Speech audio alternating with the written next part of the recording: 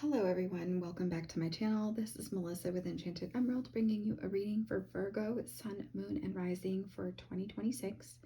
Out of the traditional Rider-Waite deck today we have the Death card coming up with the World card. So this is a bit of a death and rebirth for you actually, Virgo. I do feel as though the word coming in for you for the entire year is clarify. Clarify. I could easily also say clarity. I feel as though you are in anticipation of something and there's a lot of anxiety kind of building. It almost takes your breath away. I feel a little short of breath here discussing that, but I think all in all, toward the end of the year, you'll be ready for this major leveling up, and what you're doing right now is the groundwork for that. And I'm being shown a butterfly. So on the other side of all of this energy, there's so much freedom and lightness to the energy, and it's going to be a positive thing. You do have free will here kind of being highlighted, but I think that you're going in search of these opportunities, but in essence though, your energy will call it to you as you start to grow a bit into that. And I think that it's something that when these opportunities present for you, you may feel as though this is it, this is the one, and feel as though you have to take that. But that's not necessarily true. Some of these opportunities that will show up for you will be ones that are really not necessarily meant for you. It could present more of the same lessons, more of the same journey that you've really already been on that path. And so some of those things are just meant to divert your attention a bit. So you have to really decipher what opportunity is for you, right? We all have free will, and any opportunity you feel as though is the path for you, that is your path though. And your intuition will always trump mine. But I think overall, like, you're in good company. I feel as though you're being very supported. You have like a happy home life. I just feel as though you're feeling like something is missing, and you're kind of like, man, if I could just pick up the pieces with my career and really make this happen, I could really feel like I have it all, right?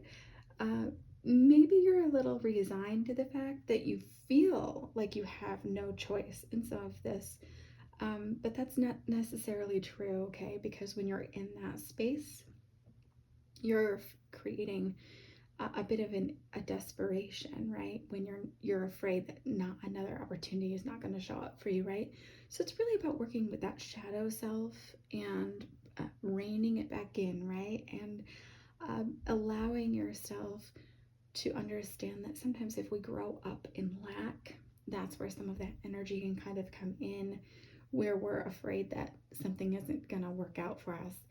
But if you miss an opportunity that is meant for you, it will come back around, maybe show up in a different way, right? Like, you're never going to miss an opportunity that is meant for you, is what I mean by that. So I think this is really a time for you to embrace that gratitude. I think that that could be something that could really help you to draw in that next best thing for you.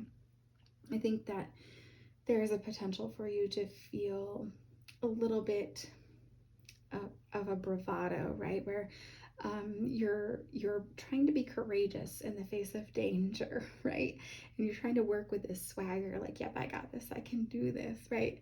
But I think there's a call for you to be truthful with that, right? And you really be mindful of the words that you're using, because you don't want to go for like this gut punch, so to speak, where something shows up in your mind and you're feeling as though like, that is it, that's the one for me. And it can really be more like destructive, I guess, when you are being triggered by some of those thoughts.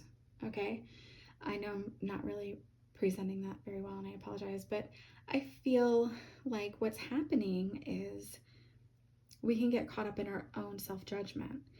And so if that comes in for you and you're feeling triggered by that, you're more likely to kind of give in to something based on the fear instead of your intuition and knowing what's right for you. So make sure that you're not distorting that And so this self-criticism, you know, like I said, it can be helpful, it can be constructive, right? We can start to say different things to ourselves to get through that energy. We can start to recognize that that's not true per se. That's my shadow self, right? And that's where you start to change that. But this courage could actually work to your advantage right now. And I think that you could feel like you're taking chances, and every time you take a chance, you're taking a bullet, right? So it's okay to slow down, take a step back, rewind it a bit. And I do feel like you're going to feel like something doesn't necessarily add up. But I think that you might feel inclined to kind of just wait things out. Like your path will eventually be revealed to you. And once you're on a different path, you might feel like, oh, that's why, right? Like a truth might be revealed after the fact.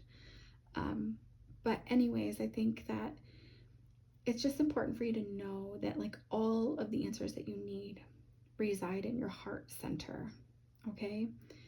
So this is really working with your human design chart. If you aren't familiar with that, that's something that you may want to check out. It'll give you a little bit more clues as to honoring that intuition and how your intuition operates specifically. So you're really kind of going to want to wait for that to feel like a resounding yes, that's for me. Okay, so in the human design, some people will feel things, they'll get gut feelings, right? In the spleen center, that's how their intuition works, and they'll get, if it's defined, they'll get gut feelings. And so you'll just be like, that's not it, that's it, right? But if it's undefined, it's something that you have to kind of decipher what's fear-based energy coming in and driving your choices versus what is your actual instinct. And I think for one of you or more of you that may listen to this, I think it's more an emotional energy that you're working with, an emotional intuition. So that's why I think everything kind of resides for you in your heart center and how you're feeling in your heart center. So pay attention to how things make you feel, situations, people, you know, places, because I think when you operate from an emotional stance, the emotional intuition, you don't feel it right away. You really have to feel it out, right? It's the clarity that comes later.